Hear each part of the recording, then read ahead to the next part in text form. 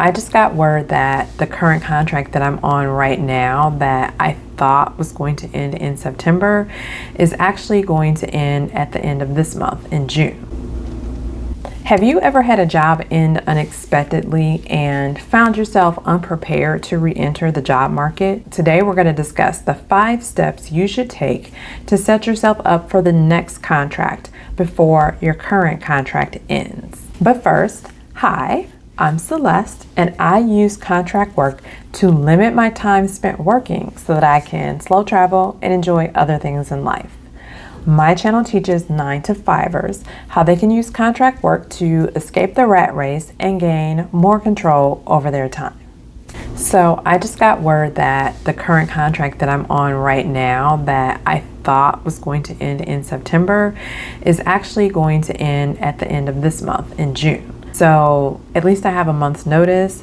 But what happened to me last year is my contract role, my team was kind of downsized and my contract role was eliminated, and I only had a few days notice. So I found myself kind of scrambling to get things together, and I don't want to be in that boat again, and I don't want you to ever be in that boat. So today I'm sharing my 5 steps that you need to take before your current contract role ends to help you prepare to find the next contract job. Number 1, start connecting with your colleagues on LinkedIn. Now, what I like to do is just kind of keep a running list of all the people that I'm in meetings with or working on a project with.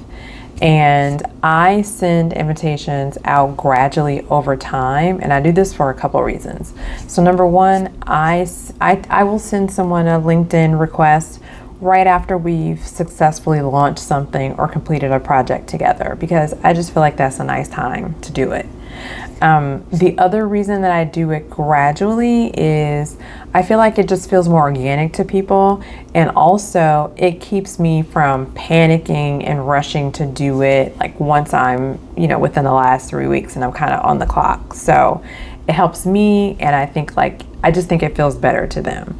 Now, this is important to do while you're still working there because you still have access to the system to go look at those calendar invites and get all of the names of the people who were in that meeting, or go back through your emails or your chat messages or whatever and get those names. Number 2, update your resume.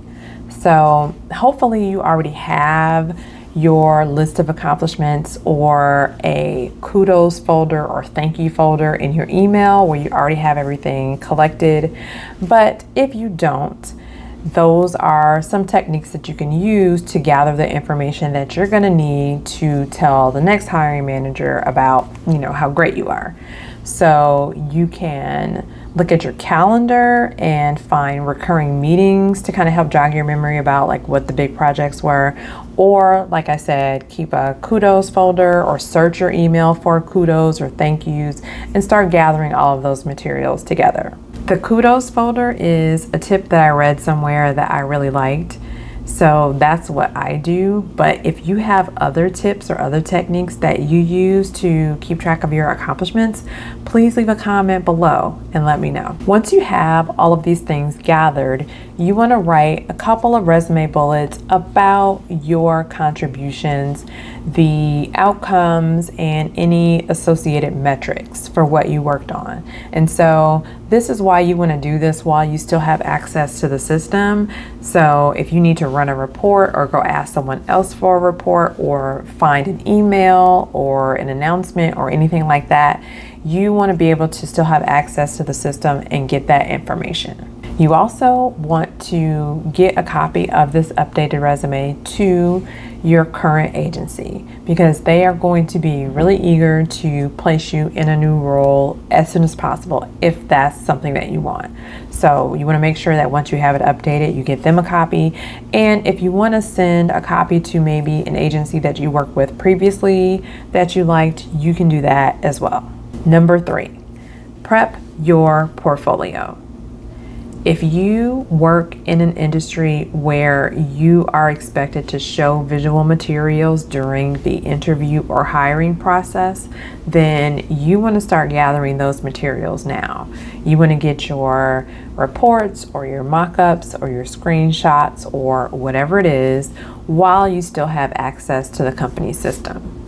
Now, if you are under a non-disclosure agreement, or perhaps it's really common that the things that you work on are the intellectual property of the client and you can't take those things with you, then you want to use this time to create reproductions.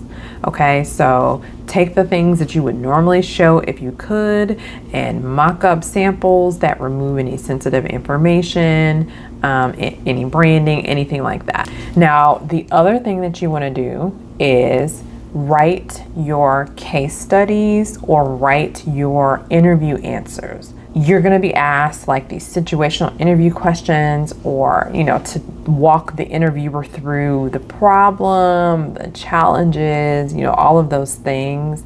It's going to be really hard to remember all of that once you're 1 month, 2 months removed from that job. So you want to write all of those things out now, again, so that you can go back and search those emails or go back and look at that report or reference anything that you need to while you still have access to it. And while it's still fresh.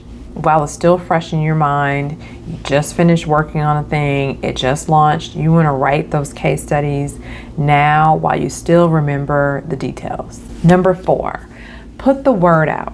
If you like that client and you want to continue working for them, then just let people know. Hey, unfortunately, my current role is coming to an end, but I really like the organization and would love to stick around if there is another opportunity elsewhere. I actually had this happen to me last year where I was laid off from one team, but due to word of mouth, I was picked up by a different team within that same organization.